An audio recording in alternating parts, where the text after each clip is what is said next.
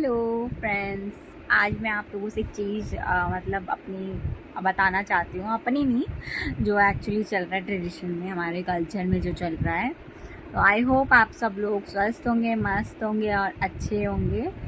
तो जैसे कि करवा चौथ सिर्फ पंजाबियों का फेस्टिवल है, आप सबको पता है पंजाबियों का फेस्टिवल है, लेकिन आज के टाइम पे इसको हर कोई कर रहा है। ठीक है, तो अब जो चीज़ मतलब जो पंजाबी अपने उससे करते हैं और जो अब लोग हर कोई कर रहा है, वो उस चीज़ों को अपने ही रिचुअल्स को एक्स्ट्रा बना रहा है।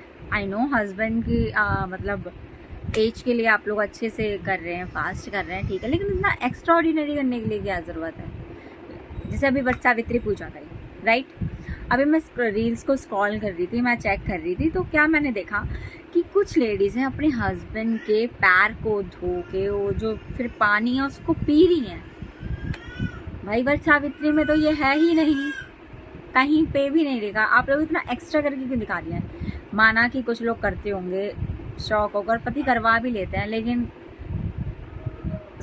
कोई लॉजिक तो होना चाहिए यार। वो पूजा जैसी है, मतलब सिर्फ एक वट वृक्ष है, उसमें आपको 5 फल लेने हैं, जो मेनली बिहार कल्चर में होता है, जो हमारे कल्चर में होता है स्पेसिफिक।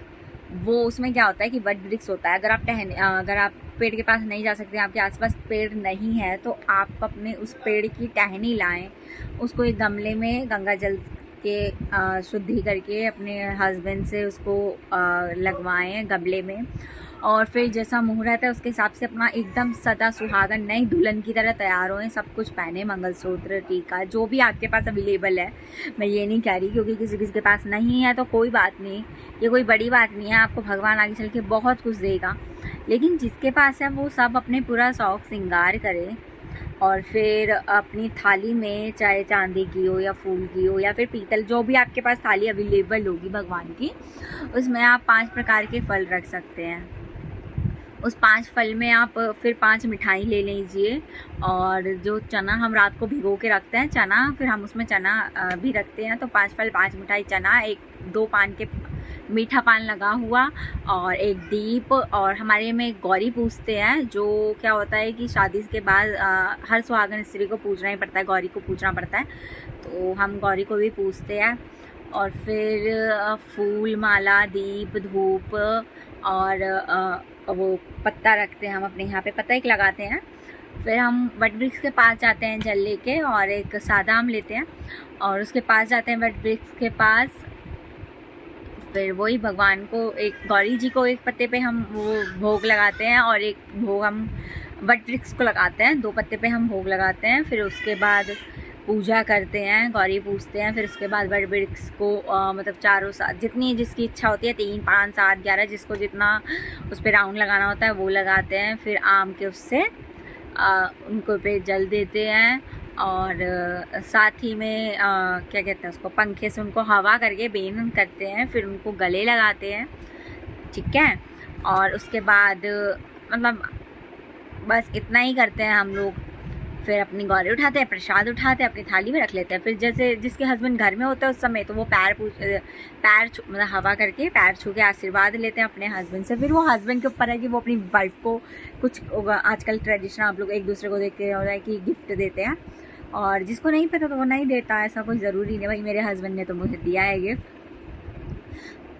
एक्चुअली मैंने जो 2 साल किए थे उसमें मैंने पैर छुए थे, और अभी जो मैंने किया है तो मैंने थोड़ा सा ट्रेडिशन को कुछ एक्स्ट्रा आप लोगों को ही देख के किया है, कि मतलब उनकी आरती उतारी है और पैर छुए हैं, देन ठीक है। और उससे ज़्यादा कुछ ओवर नहीं किया ना, मेरे घर में ये इतना ओवर को वो करते हैं। मतलब अच्छा है, करना चाहिए, एक्स्ट्रा करना चाहिए, लेकिन गलत नहीं होना चाहिए, कम नहीं करना चाहिए। या तो आपको जितना पता है आप उतना करो, या तो आप कुछ एक्स्ट्रा भी कर सकते हैं, बट एनीवेज कोई बात नहीं। तो फिर उसके बाद मैंने उनकी पूजा की, तो उन्होंने मुझे आशीर्वाद दिया और मुझे गिफ्ट दिया। गिफ्ट में उन्होंने मुझे ये डायमंड की रिंग गिफ्ट की थी। एक्चुअली आपने देखी होगी, ये लेकिन मेरी दूसरी है। उन्होंने मुझे जो पहली दी थी वो चेन वाली थी। एनीवेज, तो मैंने अभी रील्स में देखा कोई उनके पैर को धो के पोंछ के जो फिर वो पानी उसको पी रहे हो। नहीं मतलब अच्छी बात है, आप अपने हस्बैंड के लिए केयरिंग है, प्रोटेक्टिव है, लेकिन ये हर दिन रहो ना। कुछ औरतें क्या करती हैं, हर दिन अपने पतियों को गाली देती हैं, और करवा चौथ वाले दिन और वट सावित्री वाले दिन उनकी पूजा करने लगती है। ऐसा क्यों, मतलब दिखावा उतना ही करो ना जितना खुद भी रह सको, इतना ओवर प्रोटेक्टिव होने की ज़रूरत क्या है। क्योंकि आप लोगों की इच्छा, आपके हस्बैंड जैसा आप सबको अच्छा लगे आप वैसा कर सकते हैं। तो हम वीडियो को यहीं पे एंड करते हैं। सो सभी लोग अपना ख्याल रखें, गर्मी बहुत हो रही है, फिर आप लोग अपना ख्याल रखिए, स्वस्थ रहिए, मस्त रहिए। Thank you.